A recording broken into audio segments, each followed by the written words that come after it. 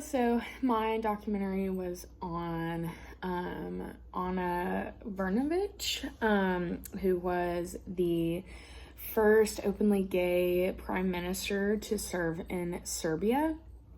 The beginning of the documentary kind of goes through her political experience up until that point where she was elected as prime minister. She really wasn't active in politics, like to a point where she was well known. She kind of served in like lower levels, and then just kind of eventually reached her way to that role as prime minister. And it was really shocking for a lot of people, and it was really unexpected. So she served as the first openly gay prime minister, and there was a lot of tension and a lot of like opposition to this. Serbia is a pretty conservative place, like in that regard. And there were a lot of people who were like really upset by the fact that she was in office. So she lived her life like pretty openly. She had a partner who like was in the public eye. And they also, they had a son together or a daughter. They had a kid together. And people were really frustrated about this and like just other aspects of her life because she, cut it out, but sorry, because she, was kind of like living out these like aspects of like domestic life that other gay people in Serbia were not able to because of the laws. So in Serbia, gay couples, if they have kids, the one that didn't like conceive the child and carry it can't like adopt like people can like people do in the US.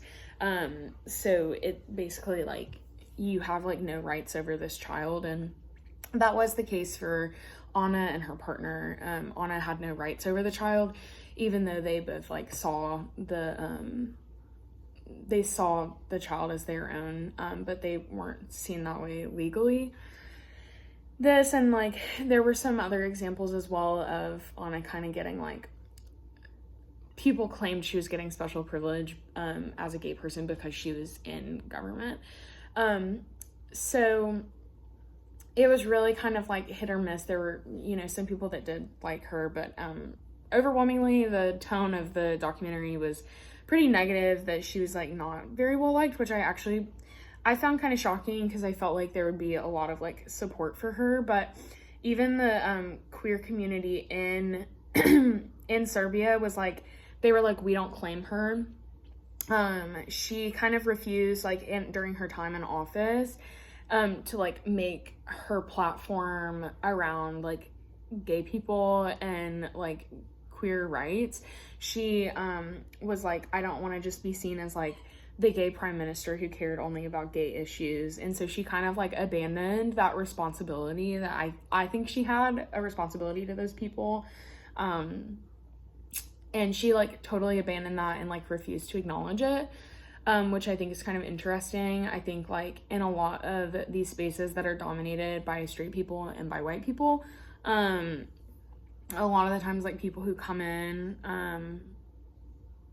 and dominated by men, people who come in that don't fit that mold will often do a lot to kind of like abandon their identity so that they can like fit into that mold more. And I think you can really see that with her in this instance.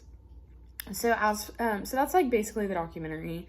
Where she is now, she has been elected to serve serve in parliament in Serbia. So she's still politically active. She's just no longer prime minister.